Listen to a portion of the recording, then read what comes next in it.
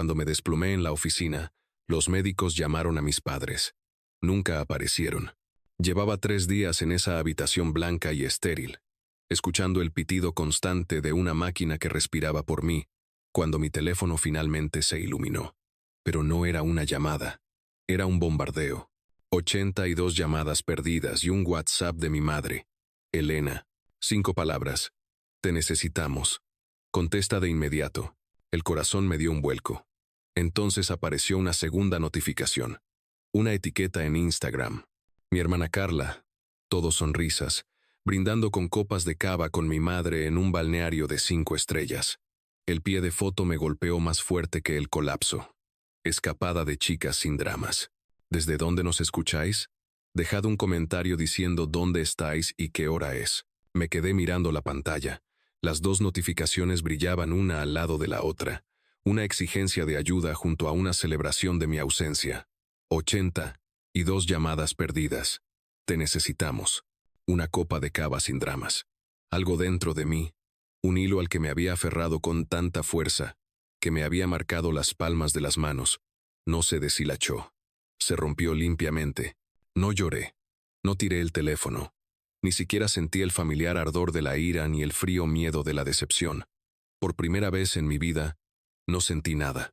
Solo un vacío quieto, silencioso y aterradoramente pacífico. El drama no era mi colapso. El drama era yo. Mis necesidades, mi trabajo, mi vida.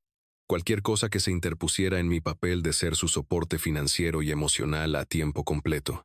Miré el mensaje de mi madre. Contesta de inmediato. No era una petición. Era una orden.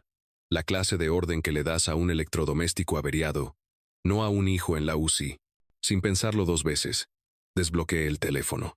Mi pulgar se detuvo sobre mis favoritos. Mamá, papá, Carla. Seguí bajando. Pasé a colegas, viejos amigos, bajando hasta nombres que no había mirado en meses, quizás años. Mi dedo se detuvo. Tía Lucía, la hermana mayor de mi madre con la que no se hablaba, la oveja negra de la familia, una mujer que Elena había descrito como fría, difícil e implacable. Lucía era una abogada de alto nivel en un bufete prestigioso de Madrid, y no había hablado con mi madre en probablemente una década, no desde el funeral de mi abuelo, cuando Lucía llamó a mi madre buitre delante de todos. Me habían advertido toda mi vida que me mantuviera alejado de ella. Era la única persona en la que podía pensar que no me pediría que fuera amable. Pulsé el botón de llamar. Contestó al segundo tono. Su voz exactamente como la recordaba. Nítida, sin tonterías, como si contestara al teléfono del trabajo a medianoche. Mateo. Mi voz era un rasguido seco. Hola, tía Lucía. Estoy en problemas. No hubo un Dios mío, ¿qué pasa? Ni un jadeo. Solo una pausa y luego. ¿Dónde estás? Hospital La Paz. Habitación 402. Tuve un episodio cardíaco en el trabajo. Me desplomé. Otra pausa. Podía oír el leve clic-clac de un teclado de fondo. Ya estaba trabajando. Los médicos llamaron a tus padres, susurré, la vergüenza quemándome la garganta. Nunca vinieron. Claro que no lo hicieron, dijo ella. No como un insulto, sino como un hecho, como quien confirma el tiempo. Estoy a 40 minutos. No firmes nada. No contestes mensajes. No hables con ningún médico sobre tu atención a largo plazo o facturación hasta que yo llegue. ¿Me has entendido? Sí, yeah. Bien. Cuelga y cierra la puerta si puedes. La línea se cortó. Me quedé mirando el techo blanco del hospital. El pitido constante del monitor cardíaco de repente sonaba diferente. Ya no era el sonido de mi enfermedad. Era el sonido de una cuenta atrás. Silencié mi teléfono, ignorando la pantalla mientras se iluminaba una y otra vez. Elena, Carla, Luis, la llamada número 83, la 84. Ahora solo eran ruido. El silencio en la habitación era pesado, pero no solitario. Era el silencio de una oficina antes de una gran reunión. Era el silencio de una sala de guerra. Por primera vez en mi vida no estaba esperando ser rescatado. Estaba esperando a mi abogada. Lucía no llamó a la puerta. La empujó 40 minutos después, y no traía un ramo de flores mustio ni un globo de mejórate pronto. Traía un pesado maletín de cuero en una mano y 2 cafés negros grandes en la otra. Lucía se veía exactamente como la recordaba del funeral de mi abuelo. Cabello gris hierro recogido en un moño severo, un traje de pantalón oscuro que probablemente costaba más que mi alquiler, y una expresión que sugería que entraba a una deposición hostil, no a una UCI. Dejó uno de los cafés en mi mesa auxiliar con ruedas. «Tienes mala cara», Mateo dijo. No lo dijo con lástima, lo dijo como un hecho. «Bebe esto. Es solo café». Esa era la versión de un abrazo de la tía Lucía. Tomó la única silla de visitas de respaldo duro, se sentó y cruzó las piernas. No preguntó cómo me sentía. No preguntó qué decían los médicos. Solo señaló con la barbilla mi teléfono, que seguía iluminándose como un árbol de Navidad en mi bandeja. «Enséñame». Lo desbloqueé y se lo entregué. Leyó el mensaje de «Te necesitamos» de Elena. Su expresión no cambió. Tocó la pantalla y abrió Instagram.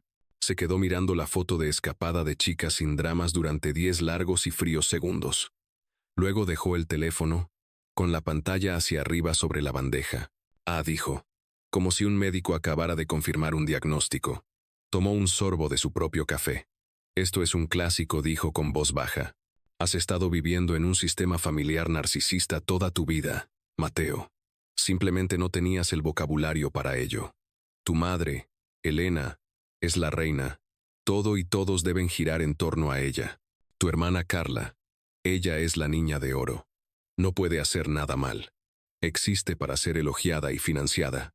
Me miró directamente, con los ojos lo suficientemente afilados como para cortar cristal. Y tú dijo, «Tú eres el chivo expiatorio. Eres al que culpan de cada problema, el que se espera que arregle cada desastre y el que recibe todo el resentimiento y nada del crédito». Se inclinó y su voz bajó a un susurro. «No eres una persona para ellos, cariño. Eres una función. Eres el cajero automático de la familia. Eres la válvula de escape. Y ahora mismo, la máquina está rota. Y están enfadados por las molestias». Esa palabra, función, resonó en la habitación estéril más fuerte que el pitido del monitor cardíaco. Aterrizó como un puñetazo en el pecho porque supe en ese instante que ella tenía 100% razón.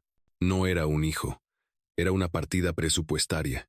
La palabra abrió un archivador en mi cerebro, el que mantenía cerrado bajo obligaciones familiares. El libro de cuentas, 950 euros, susurré, pero las palabras empezaron a derramarse. Lucía levantó una ceja. «¿Qué? 950 euros», dije con más fuerza esta vez.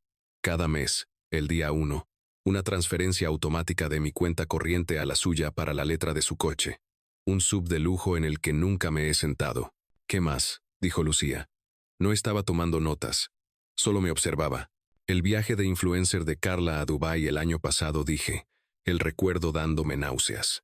Me llamó llorando diciendo que era una oportunidad de negocio que perdería si no podía reservar el vuelo en ese momento. Fui yo. Todo eso fui yo. Ella lo llamó un préstamo. ¿Qué más? La línea de crédito de la casa.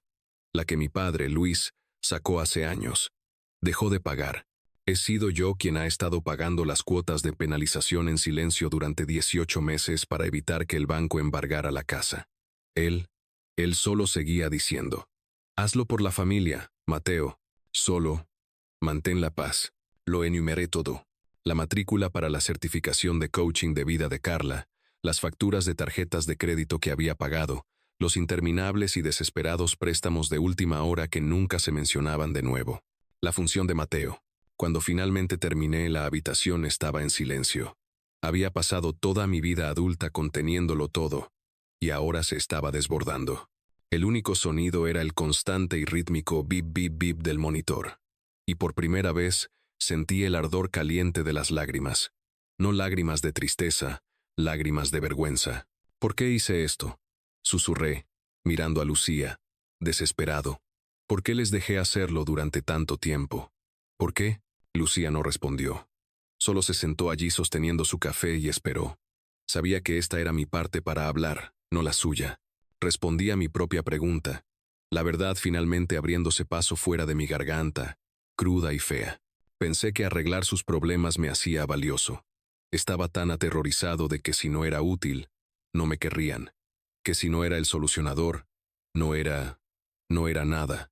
Miré el teléfono, a la foto de mi madre y mi hermana, riendo tan felices, tan libres de dramas. No me di cuenta, dije, y mi voz de repente fue clara.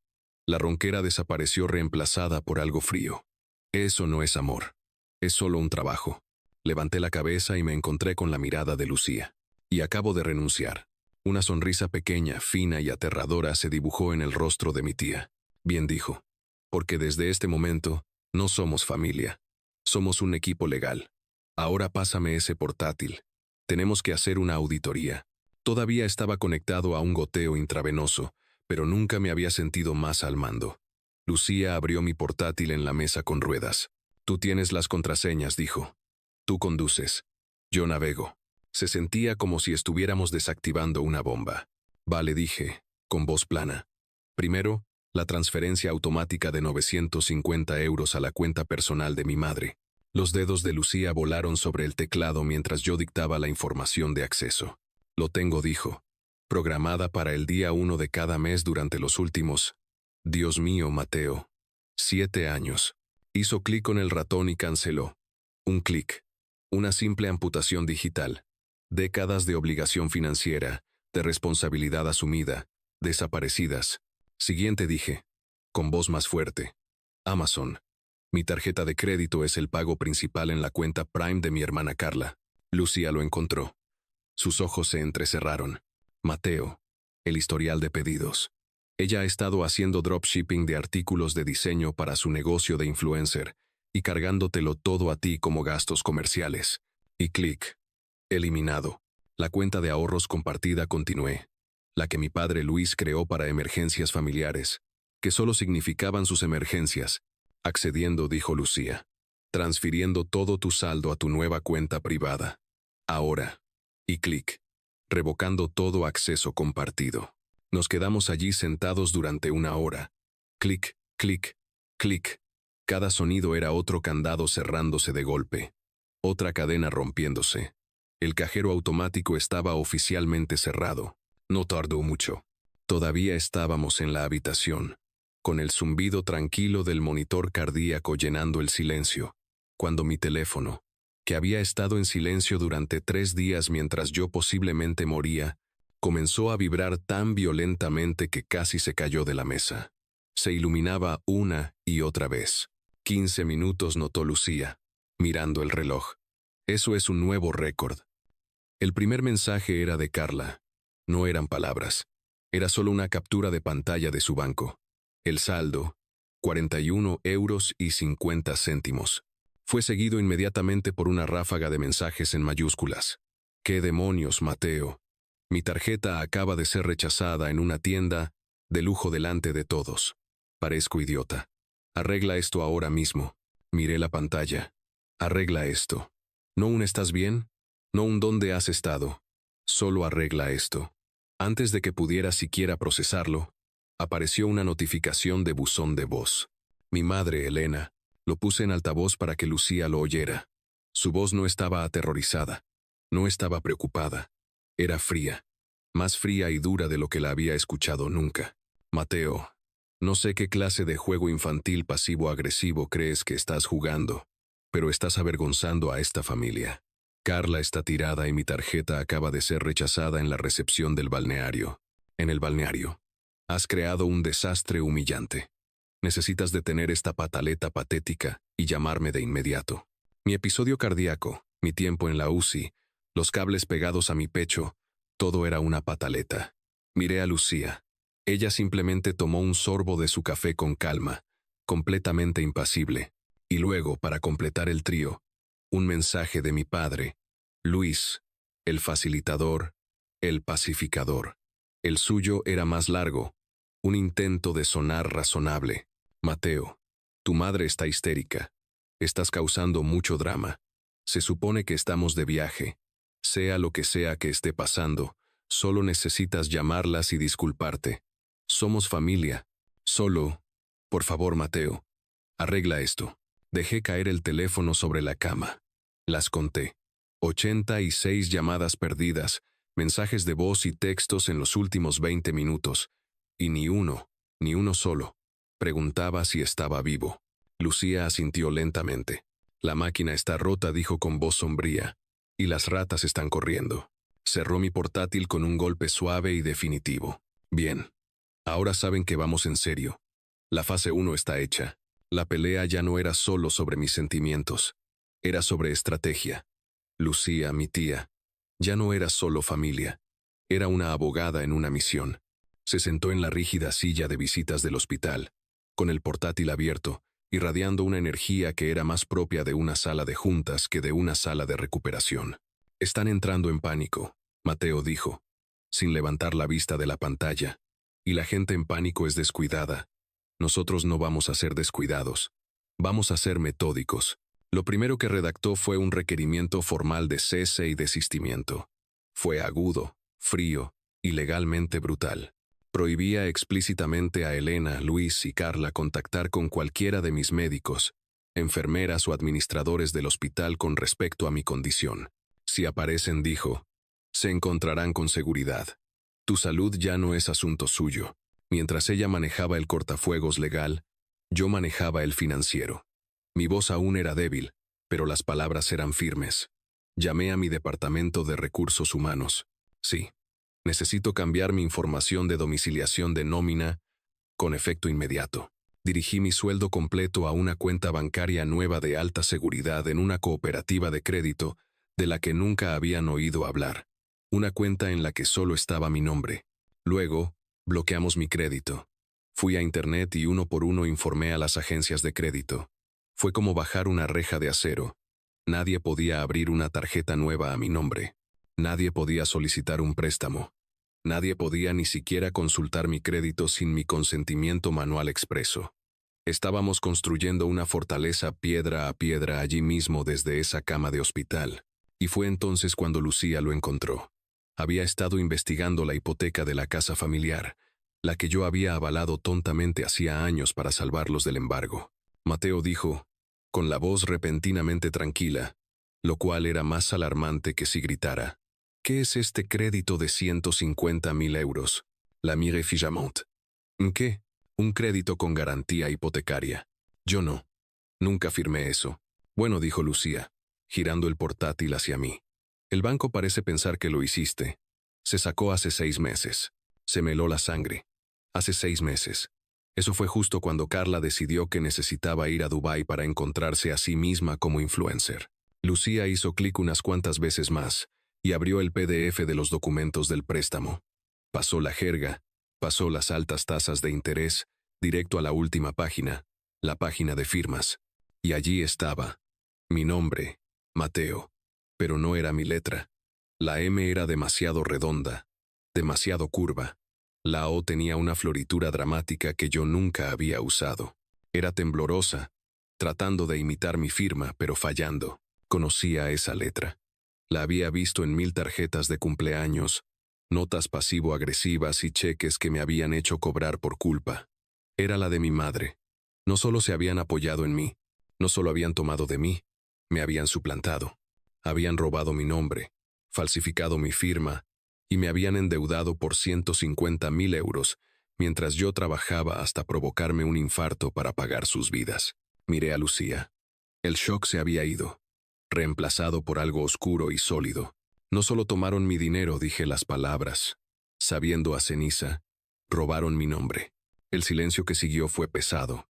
Los mensajes de texto furiosos cesaron, las llamadas pararon. Fue una calma muerta y aterradora que duró casi 2 días completos. Esta es la parte que no me gusta, le susurré a Lucía, que estaba empacando su maletín para irse a casa por la noche. Este es el silencio de preparación para la batalla. Están planeando algo peor. Lucía detuvo su mano en el asa. Déjalos, dijo. Ellos todavía están jugando a las damas. Nosotros jugamos al ajedrez. Duerme un poco. Pero no pude dormir. El silencio era una serpiente enroscada. Atacó a la mañana siguiente. No fue un mensaje, no fue una llamada. Fue un golpe seco y oficial en la puerta de mi habitación del hospital. Un hombre con un traje barato, sosteniendo un portapapeles y un sobremanila grueso, estaba en la puerta. «¿Mateo?», preguntó, sin mirarme, solo leyendo el nombre. «Sí, está usted notificado». Me entregó el sobre, me hizo firmar el portapapeles y se fue. Mis manos temblaban. Lo abrí rasgándolo. Mis ojos escanearon el denso texto legal, pero las palabras saltaron, grabándose en mi cerebro. Petición de emergencia para incapacitación temporal, inestabilidad mental, volatilidad emocional, incapacidad para gestionar asuntos personales o financieros. Estaban tratando de declararme legalmente incompetente. Mi madre y mi padre estaban solicitando al tribunal tomar el control legal total de mi vida, mis finanzas, mis decisiones médicas, todo alegando que mi comportamiento repentino y errático al cortar la relación era prueba de que mi episodio cardíaco había causado un colapso mental severo y que yo era un peligro para mí mismo. La habitación dio vueltas. Esto ya no era solo una pelea por dinero. Estaban tratando de borrarme, de tomar mi nombre, mi mente, mi libertad, todo para poder obtener el nuevo número de cuenta bancaria. Sentí que el aire salía de mis pulmones, el pánico subiendo espeso y asfixiante. Lucía entró sosteniendo un café fresco. Vio los papeles esparcidos en mi cama, vio mi cara blanca de terror, dejó su café, recogió la petición, leyó con el rostro como una máscara de piedra, lo leyó una segunda vez. Y entonces hizo algo que me aterrorizó más que cualquier otra cosa. Sonrió.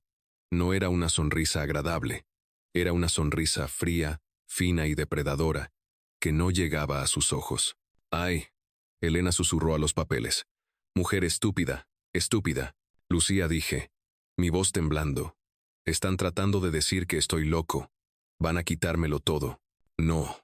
Mateo dijo, mirándome, y sus ojos brillaban más de lo que jamás los había visto. No lo harán. No tienen ni idea de lo que acaban de hacer. Cogió su teléfono. Una petición de incapacitación es una declaración legal de todas las finanzas compartidas, explicó con voz de conferencia. En ella, tienen que enumerar cada conexión financiera que tienen contigo para probar ante el juez por qué deberían estar a cargo. Y al presentar esto golpeó el papel con el dedo. Tu madre nos acaba de dar el derecho legal de introducir este documento falsificado del crédito de 150.000 euros en el tribunal. Estaba marcando un número. Ella acaba de confesar, Mateo. Al presentar esta petición civil, acaba de abrir la puerta para que presentemos una denuncia penal. Nos acaba de entregar el arma, la bala y una confesión firmada. Esto ya no es una defensa. Se puso el teléfono en la oreja. Esto es una acusación. Habló por el teléfono. David, soy Lucía. Han picado fuerte. Prepara al equipo. Te envío la falsificación y la petición. Presenta la moción para desestimar y presenta la denuncia penal ante la fiscalía. Sí, hoy. Colgó. Las siguientes horas fueron borrosas. Se hizo la llamada legal. Se presentó la respuesta oficial. Y luego esperamos. La llamada llegó justo cuando el sol se ponía, proyectando largas sombras naranjas a través de mi habitación de hospital. Era mi madre. Miré a Lucía. Ella solo asintió. Altavoz. Contesté. No era la voz fría y arrogante del buzón de voz. Era un sonido que nunca había escuchado. Un sollozo crudo, agudo y ahogado. Un sonido de pánico animal puro y sin diluir. Mateo. Mateo. Oh Dios, Mateo. Tienes que parar esto. Tienes que detenerlos. Por favor. ¿Detener a quién? ¿Mamá? Pregunté. Mi voz estaba tranquila. Era extraño. Yo era el único en la habitación que no respiraba con dificultad. Los abogados, la policía, ellos, están hablando de... Mateo. Están hablando de cárcel. Fue un error. La firma. Fue solo un error. No puedes hacerme esto. No puedes hacerle esto a tu madre. Somos familia. Me senté completamente por primera vez sin hacer muecas. La vía intravenosa había desaparecido. Mis papeles de alta estaban en la mesa a mi lado. Falsificaste mi nombre, mamá. Mi voz era tranquila. Robaste 150.000 euros. Trataste de que me declararan mentalmente insano para poder seguir haciéndolo. Y lo hiciste todo después de dejarme morir en un hospital mientras te ibas a un balneario. Tomier, no somos familia. Somos un caso criminal. Y entonces hice algo que nunca me habían permitido hacer. Le colgué. La batalla legal no fue una batalla en absoluto. Fue una demolición. Enfrentada a un cargo de delito grave por falsificación y la evidencia innegable de la solicitud del crédito, el caso de mi madre colapsó. Lucía, en lo que más tarde llamó un momento de cortesía profesional, le ofreció un acuerdo. Elena se declaró culpable de fraude grave. Recibió 5 años de libertad condicional y una orden judicial de restitución por los 150.000 euros completos. Con el trazo de la pluma de un juez, la deuda ya no era mía, era suya. Sin mi dinero para sostenerlos, el resto de las cartas cayeron igual de rápido. La casa, ahora hipotecada más allá de su valor, y sin nadie pagando la letra, fue embargada por el banco y vendida en subasta un mes después. Carla, en un último esfuerzo desesperado, publicó un GoFundMe lacrimógeno, completo con una foto en blanco y negro de ella, y mi madre rogando ayuda por problemas legales inesperados y facturas médicas familiares. Podría haber funcionado, pero Lucía ya había enviado, muy anónimamente, los documentos judiciales, la petición de incapacitación y la evidencia de falsificación a un popular blog de cotilleos local. La historia explotó. La publicación del blog titulada Escapada de chicas de influencer financiada por falsificación mientras el hermano estaba en la UCI se volvió viral en nuestra ciudad. Los patrocinios de Carla se evaporaron de la noche a la mañana. Su sección de comentarios, una vez llena de elogios, era un páramo de disgusto. Mi padre Luis, el facilitador silencioso, no se salvó. El escándalo de los antecedentes penales de su esposa y la vergüenza pública fueron demasiado para su empresa.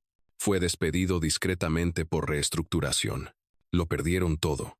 La casa, los trabajos, la reputación.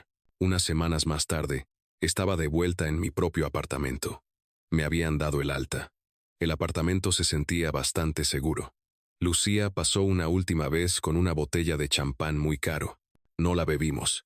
Simplemente se quedó en la mesa. Abrí mi portátil y encontré el archivo que había estado buscando. La hoja de cálculo que había guardado durante años, la que le había mencionado en el hospital. El libro mayor secreto de cada préstamo, cada pago de coche, cada factura de emergencia que había cubierto. 9 años de mi vida. Todo detallado en filas ordenadas y dolorosas de números rojos. El total en la parte inferior era asombroso. Lo miré durante mucho tiempo. Este archivo era la prueba de mi valor. Era el registro de mi trabajo. Miré a Lucía. Ella solo asintió una vez. Mi dedo se movió al panel táctil. Hice clic derecho y pulsé eliminar. No recibí una disculpa. No recibí un lo siento. No recibí justicia. No realmente. Pero mientras veía desaparecer el archivo de mi escritorio, sentí una ligereza en mi pecho que no tenía nada que ver con el episodio cardíaco. Era la sensación de un peso que había llevado tanto tiempo que lo había confundido con mis propios huesos. Se había ido. Ya no vivo en esa ciudad. Me mudé. Han pasado meses. Esta mañana, fui a hacer senderismo. Me paré en la cima de una pequeña montaña respirando aire que sabía a pino y a frío, limpio y tranquilo. No soy un solucionador. No soy un chivo expiatorio. Ni siquiera soy un hijo de la forma en que solía serlo. Solo soy Mateo. Y por primera vez en toda mi vida, eso es más que suficiente. Siempre dicen que la sangre es más espesa que el agua. Pero estoy aprendiendo que la paz es más espesa que la sangre. Si alguna vez has tenido que tomar la decisión de salvarte a ti mismo sobre una relación que se estaba hundiendo, comparte tu historia en los comentarios. No estás solo.